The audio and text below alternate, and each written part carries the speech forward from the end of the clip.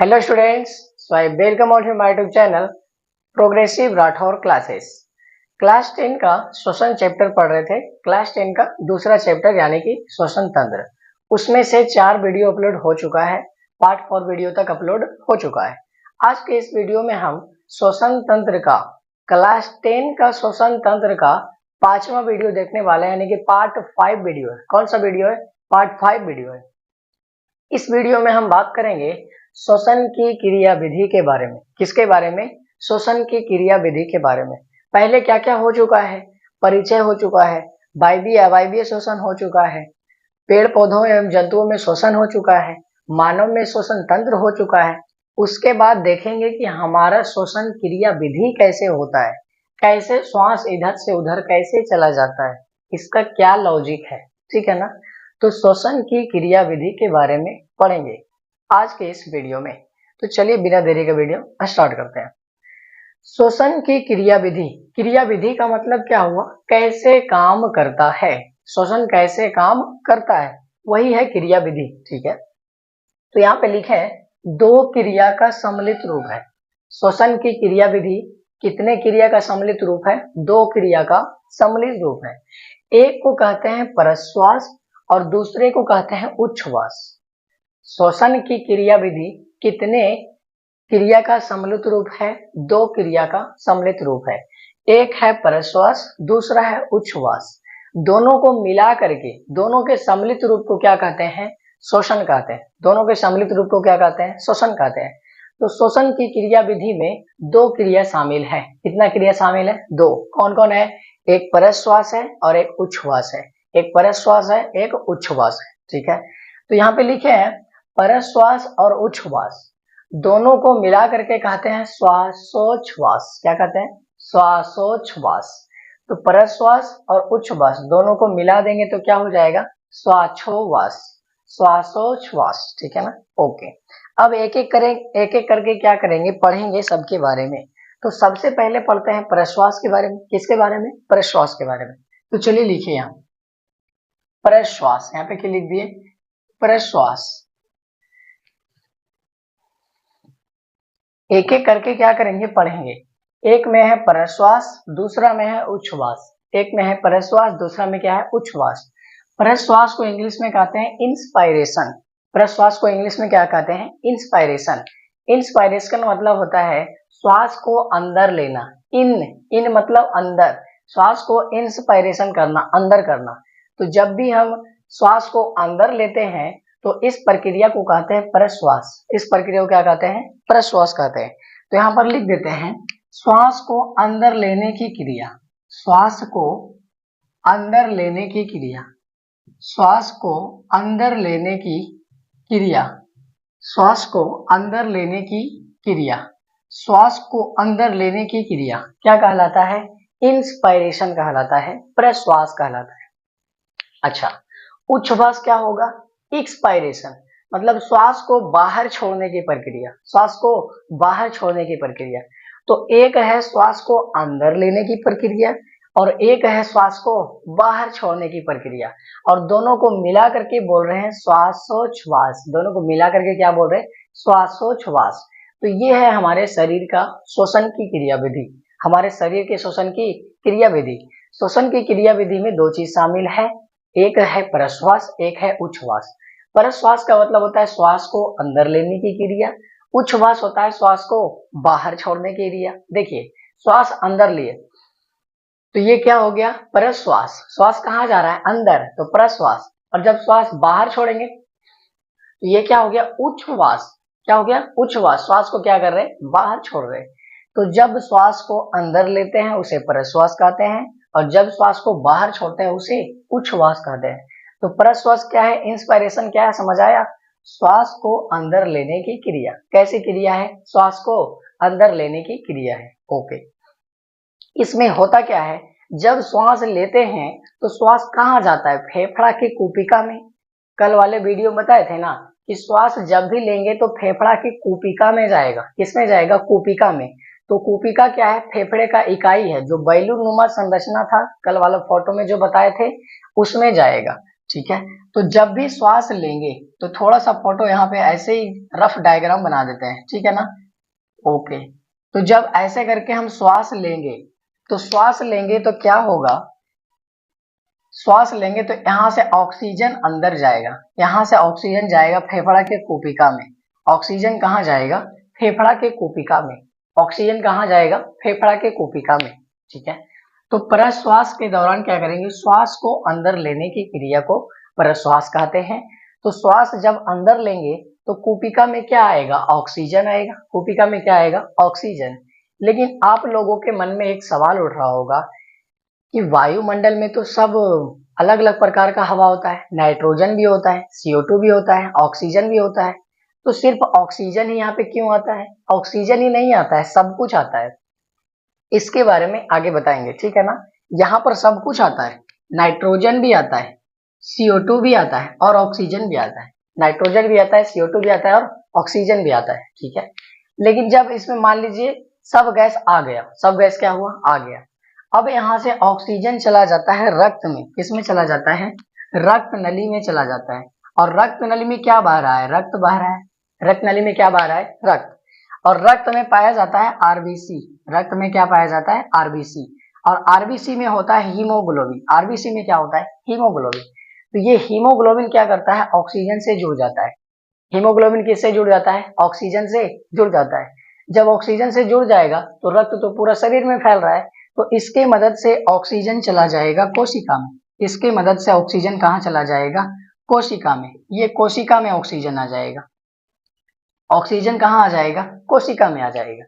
तो जब भी हम श्वास लेंगे, मतलब श्वास को अंदर लेने की क्रिया को प्रश्वास कहते हैं। श्वास को अंदर लेने की क्रिया को प्रश्वास कहते हैं। तो जब हम श्वास अंदर लिए तो सभी गैस यहाँ पे आया, नाइट्रोजन भी आया, CO2 भी आया और ऑक्सीजन भी आया। ऑक्सीजन का दाब ज्यादा था, ऑक्सीजन का दाब ज्यादा था, इसलिए विसरण प्रक्रिया द्वारा यहाँ से ऑक्सीजन कैसे जाएगा, विसरण प्रक्रिया द्वारा। किस प्रक्रिया द्वारा, विसरण प्रक्रिया द्वारा रक्त में चला जाएगा। विसरण प्रक्रिया द्वारा कहाँ चला जाएगा, रक्त में। और रक्त में आपको पता है होता है आरबीसी होता है, और आरबीसी में क्या होता है, हीमोग्लोबिन होता है। तो ये हीमोग्लोबिन ऑक्सीजन के साथ जुड़ जाता है। हीमोग्लोबिन किससे जुड़ जाता है, ऑक्सीजन के साथ जुड़ जाता है और रक्त को पूरे शरीर में फैला देता है, ठीक है। तो इसकी सहायता से ऑक्सीजन चला जाता है कोशिका के पास। ऑक्सीजन किसके पास चला जाता है, कोशिका के पास। इसी क्रिया को कहते हैं प्रश्वास। इसी क्रिया को क्या कहते हैं, प्रश्वास। अच्छा, जब प्रश्वास की क्रिया हो रही होती है तो हमारे शरीर में 3 संरचना देखने को मिलता है। कितना संरचना देखने को मिलता है, 3। कौन कौन है, देखिए। सबसे पहले आप श्वास लीजिए, तो श्वास को अंदर लेने की प्रक्रिया क्या हो गया, प्रश्वास। तो श्वास को अंदर ले रहे हैं तो क्या हो रहा है, देखिए हमारा छाती जो है, हमारा जो छाती है वो बाहर की ओर आ रहा है। पसली जो है बाहर की ओर खिसक रहा है। खिसक रहा है कि नहीं खिसक रहा है, बिल्कुल खिसक रहा है। तो प्रश्वास के दौरान 3 संरचना देखने को मिलता है। अब उसी के बारे में बात करेंगे। पहला संरचना ये है कि पसली के बीच का पेशी संकुचित होगा। पसली के बीच का पेशी, पसली के बीच का पेशी क्या होगा, संकुचित होगा। ओके, तो यहाँ पर क्या है, हम लोगों का पसली है, यहाँ पर कौन सा हड्डी है, पसली का हड्डी है। और उस पसली के हड्डी के बीच, पसली के हड्डी के बीच पाया जाता है पेशी। पसली के हड्डी के बीच क्या पाया जाता है, पेशी पाया जाता है। तो जब प्रश्वास की क्रिया करेंगे उसके दौरान 3 संरचना देखने को मिलेगा। पहला संरचना क्या है, पसली के बीच का पेशी संकुचित होगा। पसली के बीच का पेशी क्या होगा, संकुचित होगा। जब पसली के बीच का पेशी संकुचित होगा तो वक्ष गुहा का आयतन बढ़ जाएगा। किसका आयतन बढ़ जाएगा, वक्ष गुहा का आयतन। वक्ष गुहा का आयतन क्या हो जाएगा, बढ़ जाएगा। और जैसे ही वक्ष गुहा का आयतन बढ़ जाएगा वैसे ही क्या होगा, फेफड़ा का भी आयतन बढ़ जाएगा। किसका आयतन बढ़ जाएगा, फेफड़ा का आयतन। किसका आयतन बढ़ जाएगा, फेफड़ा का आयतन बढ़ जाएगा। ओके, तो अभी क्या बताए हैं कि प्रश्वास के दौरान, श्वास लीजिए, तो क्या हो रहा है, हमारे पसली के बीच जो पेशी है, हमारे पसली के बीच में जो पेशी है वो संकुचित हो रहा है। पर श्वास के दौरान, श्वास को अंदर लेने के दौरान पसली के बीच का जो पेशी है वो क्या हो रहा है, संकुचित हो रहा है। इसके वजह से हमारा वक्ष गुहा का आयतन बढ़ जाता है। वक्ष गुहा का आयतन क्या होता है, बढ़ जाता है। जब वक्ष गुहा का आयतन बढ़ जाता है तो फेफड़ा का भी आयतन बढ़ जाता है, फेफड़ा का भी आयतन बढ़ जाता है। और आपको पता होगा या नहीं पता होगा तो जान लीजिए, जब भी आयतन बढ़ता है तो दाब घट जाता है। जब भी आयतन बढ़ता है तो दाब क्या होता है, घट जाता है। तो यहाँ पर क्या होगा, दाब घट जाएगा। फेफड़ा का क्या हो जाएगा, दाब, फेफड़ा का दाब घट जाएगा। फेफड़ा का दाब क्या हो जाएगा, घट जाएगा। ये तो पहला संरचना हुआ। ये क्या हुआ, पहला संरचना है। दूसरा संरचना क्या है आपको पता है कि इस फेफड़ा के नीचे होता है डायफ्राम। इस फेफड़ा के नीचे क्या होता है, डायफ्राम। कल वाला फोटो बताए थे ना, ये दो फेफड़ा है, उसके बीच नीचे में ये जो ऐसे करके होता है, ये लचीला होता है, ये डायफ्राम होता है। ये क्या होता है, डायफ्राम होता है। ओके, ये फेफड़ा से थोड़ा बहुत जुड़ा होता है। ओके, तो सोचिए, जब फेफड़ा का आयतन बढ़ेगा और जब फेफड़ा का दाब घटेगा तो क्या ये भी संकुचित होगा, डायफ्राम भी संकुचित होगा। ओके, तो दूसरा संरचना है डायाफ्राम संकुचित होगा। दूसरा संरचना क्या है, डायाफ्राम संकुचित होगा। डायाफ्राम का पेशी संकुचित होगा।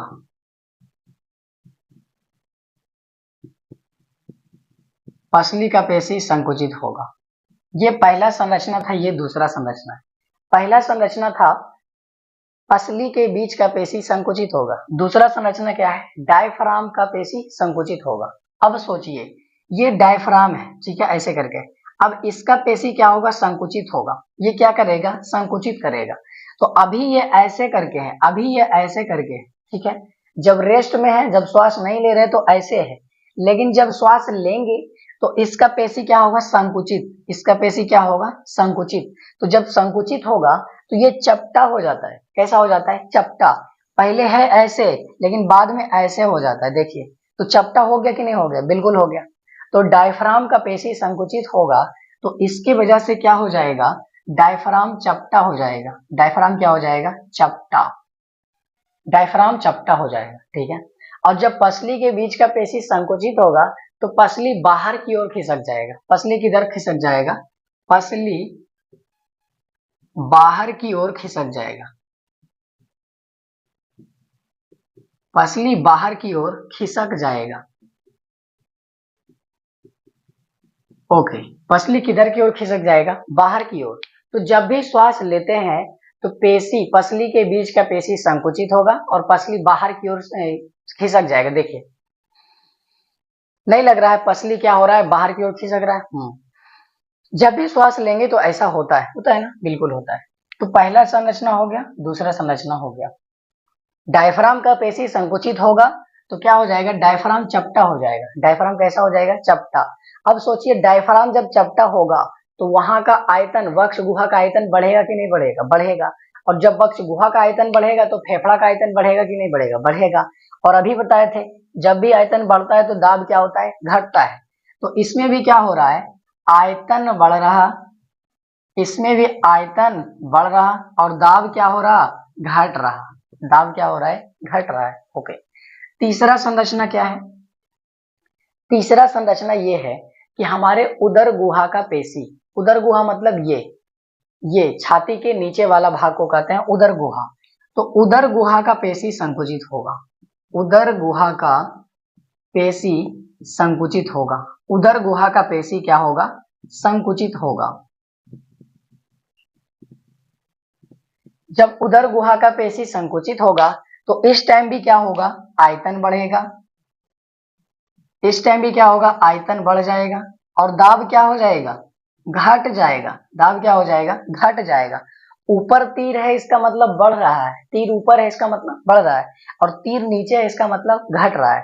क्यों ऐसा होता है पता है, आयतन और दाब, आयतन और दाब एक दूसरे के क्या होता है, इनवर्स प्रोपोर्शनल ऐसे होता है। देखिए, आयतन है, आयतन है और ऐसे करके दाब होता है। ऐसे करके क्या होता है, दाब, एक बटा दाब होता है ऐसे। इसका मतलब जब आयतन बढ़ेगा तो दाब घटेगा, इसका मतलब दाब घटेगा तो आयतन बढ़ेगा। तो यही तो हो रहा है, आयतन बढ़ रहा है तो दाब घट रहा है, आयतन बढ़ रहा है तो दाब घट रहा है, आयतन बढ़ रहा है तो दाब घट रहा है। क्लियर है? तो जब भी आयतन बढ़ेगा तो दाब घट जाएगा, जब भी आयतन बढ़ेगा तो दाब घट जाएगा। लेकिन जब आयतन घटेगा तो दाब क्या हो जाएगा? बढ़ जाएगा। उल्टा होता है, जब आयतन घट रहा है, जब आयतन घट रहा है तो दाब बढ़ जाएगा, और जब आयतन बढ़ रहा है तो दाब घट जाएगा। एक दूसरे के उल्टा होगा, आयतन बढ़ेगा तो दाब घटेगा, अगर आयतन घटेगा तो दाब बढ़ेगा। समझ रहे ना? उल्टा होगा, जब भी होगा तो क्या होगा? उल्टा होगा। एक बढ़ेगा दूसरा घटेगा, एक बढ़ेगा दूसरा घटेगा। जैसे आयतन बढ़ रहा तो दाब क्या हो रहा है? घट रहा है, लेकिन दाब बढ़ रहा तो आयतन क्या हो रहा है? घट रहा है। एक दूसरे के उल्टा होता है। ओके, तो जब भी हम प्रश्वास की क्रिया करते हैं तो प्रश्वास किसे कहते हैं? श्वास को अंदर लेने की क्रिया को प्रश्वास कहते हैं। श्वास को अंदर लेने की क्रिया को क्या कहते हैं? प्रश्वास करते हैं। और जब भी प्रश्वास करते हैं तो शरीर में 3 संरचना देखने को मिलता है। कितना संरचना देखने को मिलता है? 3। तो प्रश्वास कीजिए, श्वास को अंदर लीजिए। तो इस टाइम क्या हो रहा है? पसली के बीच का पेशी संकुचित हो रहा है, जिसके कारण पसली बाहर खिसक रहा है। पसली क्या हो रहा है? बाहर खिसक रहा है। और जब भी पसली बाहर खिसक रहा है तो नहीं लग रहा है कि अंदर वाला आयतन बड़ा हो रहा है। अंदर वाला आयतन क्या हो रहा है? बड़ा। देखिए, तो अंदर वाला आयतन बड़ा हो रहा है कि नहीं? पसली बाहर खिसक रहा है तो अंदर वाला आयतन बड़ा हो रहा है। इसका मतलब वक्ष गुहा का आयतन बढ़ रहा है, इसका मतलब फेफड़ा का आयतन बढ़ रहा है। ठीक है, लेकिन दाब क्या हो रहा है? घट रहा है। दाब क्या हो रहा है? घट रहा है। उसी प्रकार से डायफ्राम संकुचित होगा तो आयतन बढ़ेगा, दाब घटेगा। उसी प्रकार से उदर संकुचित होगा, उदर गुहा का पेशी संकुचित होगा तो आयतन बढ़ेगा और दाब घटेगा। जब ऐसा होता है फेफड़ा के अंदर कि दाब घट गया, दाब क्या हो गया? घट गया, तो फेफड़ा के अंदर अभी दाब कम है और वायुमंडल में ऑक्सीजन का दाब ज्यादा है या हवा का दाब ज्यादा है, तो इस टाइम क्या होता है? श्वास हमारे फेफड़ा में आ जाता है। श्वास कहाँ आ जाता है? हमारे फेफड़ा के कुपिका में आ जाता है। तब हम लोग बोलते हैं श्वास को अंदर लेने की क्रिया। क्या बोलते हैं? श्वास को अंदर लेने की क्रिया। और ये सब क्रिया जो हो रहा है सब फेफड़ा की वजह से हो रहा है। किसकी वजह से हो रहा है? फेफड़ा की वजह से। क्योंकि यहाँ भी फेफड़ा में आयतन, फेफड़ा का दाब कम है, यहाँ भी फेफड़ा का दाब कम है, यहाँ भी फेफड़ा का दाब कम है। जब फेफड़ा का दाब कम होगा तो बाहर में ऑक्सीजन का दाब ज्यादा है, तो ज्यादा से कम की ओर आएगा, ज्यादा से कम की ओर आएगा, तो बाहर वाला हवा हमारे फेफड़ा में आ जाएगा। बाहर वाला हवा कहाँ आ जाएगा? हमारा फेफड़ा में। क्यों आएगा फेफड़ा में? क्योंकि फेफड़ा में दाब कम है, फेफड़ा में दाब कम है, बाहर में दाब ज्यादा है। तो इसी प्रकार से क्या होता है? बाहर वाला ऑक्सीजन हमारे फेफड़ा में आ जाता है, बाहर वाला ऑक्सीजन हमारे फेफड़ा में आ जाता है। इस क्रिया को बोलते हैं प्रश्वास। इस क्रिया को क्या बोलते हैं? प्रश्वास। ठीक है, तो इसको आप अच्छे से लिख लीजिएगा। कैसे लिखिएगा कि पहला, जब पसली के बीच का पेशी संकुचित होता है तो पसली बाहर की ओर खिसक जाता है। पसली किधर खिसक जाता है? बाहर की ओर। और वक्ष गुहा का आयतन बढ़ जाता है तथा फेफड़ा का आयतन बढ़ जाता है। जब इन दोनों का आयतन बढ़ता है तो दाब घट जाता है, तो फेफड़ा का दाब क्या हो जाता है? घट जाता है। दूसरा, जब डायफ्राम का पेशी संकुचित होगा तो डायफ्राम चपटा हो जाएगा। डायफ्राम कैसा हो जाएगा? चपटा। और जब ऐसा कहानी होगा तो वक्ष गुहा का आयतन बढ़ेगा, फेफड़ा का आयतन बढ़ेगा और फेफड़ा का दाब घट जाएगा।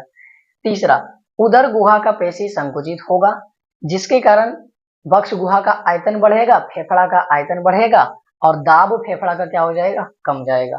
तो तीनों कंडीशन में क्या हो रहा है? अगर ध्यान से देखा जाए तो दाब घट रहा है। दाब क्या हो रहा है? घट रहा है। दाब क्या हो रहा है? घट रहा है। इसका मतलब जब फेफड़ा का दाब घटता है, पॉइंट बना के लिख लीजिएगा, जब फेफड़ा में दाब घटता है, जब फेफड़ा में दाब क्या होता है? घटता है, तो वायुमंडल की हवा, वायुमंडल की हवा हमारे फेफड़ा में आ जाता है। वायुमंडल की हवा कहाँ आ जाता है? हमारे फेफड़ा में आ जाता है। जब फेफड़ा में दाब घटता है, जब फेफड़ा में क्या होता है? दाब घटता है, तो वायुमंडल की हवा हमारे फेफड़ा में आ जाता है। तो फेफड़ा का दाब घट गया, इसलिए वायुमंडल वाला हवा कहाँ आ गया? हमारे फेफड़ा में आ गया। और जब हमारा फेफड़ा में श्वास आ गया, मतलब श्वास को अंदर लिए ना, श्वास को क्या किए, अंदर लिए, तभी तो फेफड़ा में हवा आया। ठीक है, तो श्वास को अंदर लेने की प्रक्रिया को क्या बोल रहे हैं, प्रश्वास बोल रहे हैं। क्या बोल रहे हैं, प्रश्वास। तो प्रश्वास क्या होता है, श्वास को अंदर लेने की क्रिया होती है, उसमें ये सारा घटना देखने को मिलता है। इसको नोट कीजिए, नहीं तो मिटा देंगे।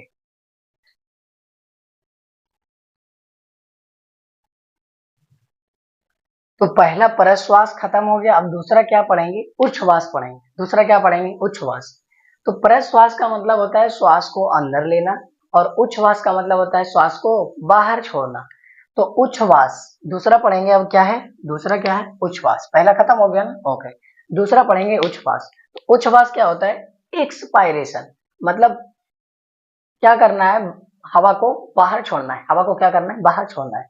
तो श्वास को बाहर छोड़ने की क्रिया, श्वास को बाहर छोड़ने की क्रिया, पूरा का पूरा श्वसन क्रिया दो चीजों में है। एक है प्रश्वास, दूसरा है उच्छ्वास। एक है प्रश्वास, दूसरा है उच्छ्वास। प्रश्वास श्वास को अंदर लेने की क्रिया, उच्छ्वास श्वास को बाहर छोड़ने की क्रिया। तो अब इसके बारे में पढ़ेंगे, उच्छ्वास के बारे में। श्वास को बाहर छोड़ने की क्रिया, श्वास को बाहर छोड़ने की क्रिया। अच्छा, जब हम श्वास ले लिए तो ऑक्सीजन कहां तक पहुंच चुका था, कोशिका के पास। ऑक्सीजन कहां तक जा चुका था, कोशिका के पास। अब क्या होगा, पता है ना, श्वसन चैप्टर जब अभी स्टार्ट किए थे तो उसमें बताए थे कि जब हम खाना खाते हैं और उसका पाचन होता है तो कोशिका में ग्लूकोज जमता है। कोशिका में क्या जमा होता है, ग्लूकोज। और वो ग्लूकोज से ऊर्जा तब तक नहीं मिलेगा जब तक ऑक्सीजन नहीं आएगा। तो जैसे ही यहाँ ऑक्सीजन आया, और यहाँ पहले से क्या रहता है, ग्लूकोज रहता है। इस कोशिका में पहले से ही क्या रहता है, ग्लूकोज। और जब पहले से ग्लूकोज रहता है तो जैसे ही ऑक्सीजन आया तो ये दोनों अभिक्रिया करता है। ये दोनों क्या करता है, अभिक्रिया। और इस अभिक्रिया के दौरान क्या क्या बनता है आपको भी पता है, बताइए क्या क्या बनता है।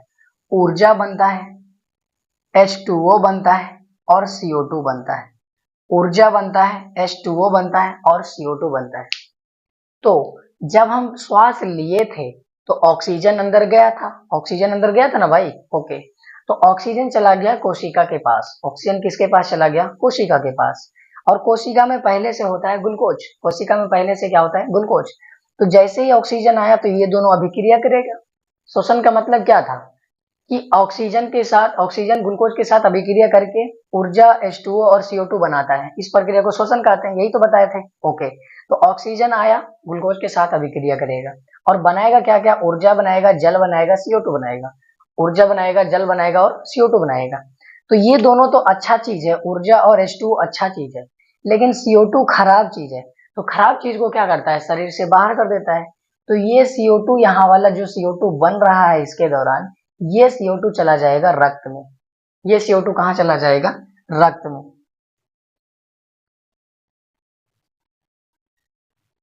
ये CO2 कहाँ चला जाएगा, रक्त में।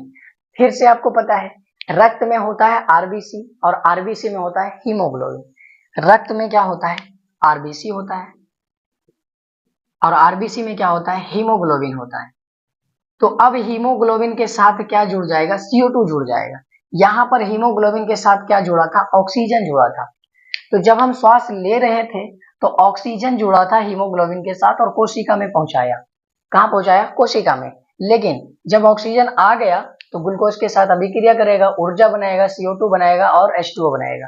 तो CO2 खराब चीज है, इसलिए ये चला जाएगा रक्त में। कहाँ चला जाएगा, रक्त में, विसरण प्रक्रिया द्वारा। किस प्रक्रिया द्वारा, विसरण प्रक्रिया द्वारा। तो रक्त में होता है आरबीसी, और आरबीसी में होता है हीमोग्लोबिन। तो इस बार हीमोग्लोबिन के साथ में क्या है, CO2 है। इस बार हीमोग्लोबिन के साथ में क्या है, CO2 है। अब ये जाएगा हमारे फेफड़ा के पास। किसके पास जाएगा, फेफड़ा के पास जाएगा। तो ये आ जाएगा रक्त के सहारे, कहाँ आ जाएगा, फेफड़ा के पास आ जाएगा, यहाँ वाला रक्त नली में आ जाएगा, ओके। अब देखिए, हीमोग्लोबिन के साथ क्या है, CO2 है। हीमोग्लोबिन के साथ क्या है, CO2 है। तो यहाँ पर CO2 का दाब ज्यादा है। CO2 का दाब क्या है, ज्यादा है। और फेफड़ा में CO2 का दाब क्या है, कम है। तो ये चला जाता है CO2 कुपिका के अंदर, फेफड़ा के कुपिका के अंदर। ये CO2 यहाँ चला जाता है कुपिका के अंदर, ओके। जब बता रहे थे प्रश्वास, क्या बता रहे थे, प्रश्वास। तो प्रश्वास में श्वास अंदर ले रहे थे ना, प्रश्वास में श्वास क्या कर रहे थे, अंदर ले रहे थे। क्यों, क्योंकि फेफड़ा का दाब कम गया था। फेफड़ा का दाब कम गया था। लेकिन अब क्या करेंगे, उच्छ्वास। उच्छ्वास में क्या होता है, श्वास को बाहर छोड़ेंगे, तो इस बार फेफड़ा में दाब बढ़ गया, फेफड़ा में दाब क्या हो गया, बढ़ गया। तो इस टाइम भी 3 कंडीशन होता है, वही तीनों कंडीशन जो लिखाए थे, तीनों में क्या लिख दीजिएगा, तीनों में जैसे लिखा है था वैसे ही लिखना है। सिर्फ इस बार ये लिखना है कि आयतन घट जाता है, आयतन क्या होता है, घट जाता है, और दाब बढ़ जाता है। आयतन घट जाता है, दाब बढ़ जाता है। दूसरा में यही कंडीशन है, आयतन क्या हो जाएगा, घट जाएगा, तो दाब क्या हो जाएगा, बढ़ जाएगा। ओके। फिर तीसरा कंडीशन भी क्या होगा, आयतन घट जाएगा और दाब बढ़ जाएगा। ओके। तो नॉर्मली हो क्या रहा है, जब ध्यान से देखें तो दाब बढ़ रहा है, फेफड़ा का दाब क्या हो रहा है, बढ़ रहा है। तो फेफड़ा में दाब बढ़ा हुआ है, फेफड़ा में दाब बढ़ा हुआ है और वायुमंडल में दाब कमा हुआ है, तो ज्यादा से कम की ओर जाएगा ना, तो ये CO2 निकल जाता है बाहर। ये CO2 कहाँ निकल जाता है, बाहर। समझ आया। प्रश्वास में ऑक्सीजन अंदर जा रहा था, क्यों, क्योंकि उस टाइम दाब कम था, उस टाइम फेफड़ा का दाब कम था। लेकिन इस बार हम श्वास को बाहर छोड़ रहे हैं, उच्छ्वास कर रहे हैं। उच्छ्वास क्या होता है, श्वास को बाहर छोड़ने की क्रिया उच्छ्वास होती है। तो इस बार हम श्वास को बाहर छोड़ रहे हैं, तो श्वास को बाहर छोड़ रहे हैं, इसका मतलब फेफड़ा का दाब ज्यादा है, इसका मतलब फेफड़ा का दाब ज्यादा है, क्योंकि आयतन घट गया था। अच्छा, श्वास लीजिए, तो इस बार आयतन बढ़ रहा है, श्वास छोड़िए, नहीं लग रहा कि आयतन कम गया, कम गया ना। तो वही होता है, आयतन कम जाता है, आयतन कम जाता है, आयतन कम जाता है। जब आयतन कम जाता है तो दाब क्या होता है, बढ़ जाता है। तो यहाँ पे एक पॉइंट बना के लिखिए, जब फेफड़ा का दाब बढ़ जाता है, जब फेफड़ा का दाब, जब फेफड़ा का आयतन घटता है, तो जब फेफड़ा का आयतन घटता है तो दाब बढ़ जाता है, दाब क्या होता है, बढ़ जाता है, जिसके कारण, जिसके कारण CO2 फेफड़ा से, जिसके कारण CO2 फेफड़ा से बाहर वायुमंडल में चला जाता है, जिसके कारण CO2 फेफड़ा से बाहर वायुमंडल में चला जाता है। तो इस बार क्या हुआ, श्वास हमारे शरीर से बाहर हो गया, श्वास हमारे शरीर से क्या हो गया, बाहर। देखिए, CO2 बना था कोशिका में, CO2 कहाँ बना था, कोशिका में, और क्या हो रहा है, CO2 फेफड़ा से वायुमंडल में जा रहा है, फेफड़ा से कहाँ जा रहा है, वायुमंडल में। इसका मतलब हम श्वास को क्या कर दिए, बाहर की ओर छोड़ दिए। तो यही तो बताए थे, श्वास को बाहर छोड़ने की क्रिया क्या कहलाता है, उच्छ्वास कहलाता है। श्वास को बाहर छोड़ने की क्रिया क्या कहलाता है, उच्छ्वास कहलाता है। ठीक है। तो श्वसन की क्रिया विधि में 2 क्रिया शामिल था, एक परश्वास, दूसरा उच्छ्वास। एक परश्वास, दूसरा उच्छ्वास। परश्वास में होता है श्वास अंदर लेने की क्रिया। तो श्वास अंदर तभी लेंगे जब फेफड़ा का दाब क्या होगा, कम।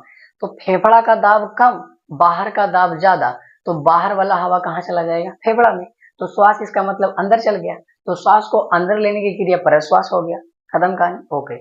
दूसरा है उच्छ्वास। दूसरा क्या है, उच्छ्वास। उच्छ्वास में क्या होता है, श्वास को बाहर छोड़ने की क्रिया, श्वास को बाहर छोड़ने की क्रिया।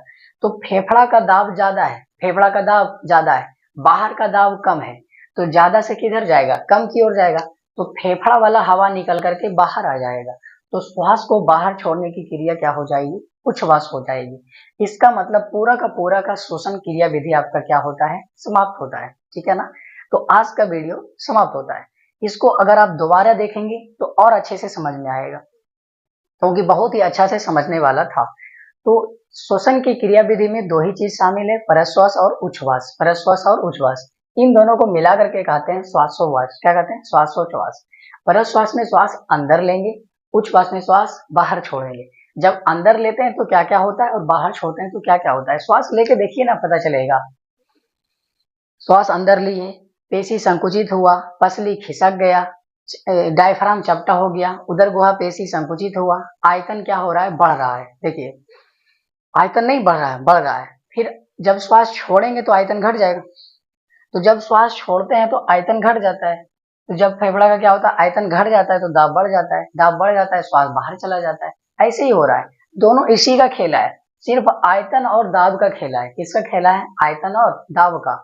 जब श्वास ले रहे थे तो इसका मतलब फेफड़ा में आयतन ज्यादा हो गया और दाब कम गया, तो दाब कम गया तो हवा अंदर चला गया। जब श्वास छोड़ रहे हैं, इसका मतलब फेफड़ा में दाब ज्यादा है, आयतन कम है, आयतन कम है, दाब ज्यादा है, तो श्वास किधर हो रहा है? बाहर की ओर हो रहा है। ठीक है ना? तो इसी प्रकार से क्या होता है, आपका श्वसन की क्रिया विधि टॉपिक समाप्त होता है। एक और वीडियो बनाएंगे इसमें गैसों का आदान प्रदान, गैसों का आदान प्रदान, यही वाला जो क्रिया समझाए हैं इसको अच्छे से लिखा देंगे, ठीक है ना? और फिर से समझाएंगे ये वाले क्रिया को कैसे कैसे कहां से कहां जाता है, इसको अच्छे से लिखाएंगे तो क्या हो जाएगा, हमारा ये चैप्टर खत्म हो जाएगा। ठीक है ना? तो कल का वीडियो लास्ट का वीडियो है, ये था 5वां वीडियो। कल आएगा लास्ट वीडियो, 6ठा वीडियो, उसमें पढ़ेंगे गैसों की आदान प्रदान। ओके, मिलते हैं अगले वीडियो में, तब तक के लिए धन्यवाद।